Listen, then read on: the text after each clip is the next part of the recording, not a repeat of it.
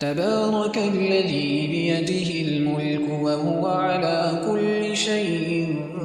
قدير الذي خلق الموت والحياة ليبلوكم أيكم أحسن عملا وهو العزيز الغفور الذي خلق 7 سماوات طباقا ما ترى في خلق الرحمن من تفاوت فارجع البصر هل ترى من فتور ثم ارجع البصر كرتين ينقلب إليك البصر خاسئا وهو حسير ولقد زينا السماء الدنيا بمصابيح وجعلناها رجوما للشياطين وأعتدنا لهم عذاب السعير وللذين كفروا بربهم عذاب جهنم وبئس المصير إذا ألقوا فيها سمعوا لها شهيقا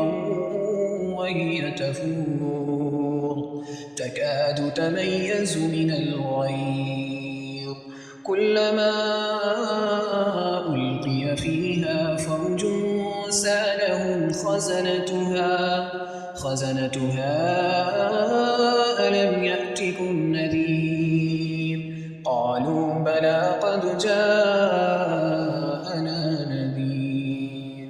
فكذبنا وقلنا ما نزل الله من شيء إن أنتم إلا في ضلال كبير وقالوا لو كنا نسمع أو نعقل ما كنا في أصحاب السعير فاعترفوا بذنبهم فسحقا لأصحاب السعير إن الذين يخشون ربهم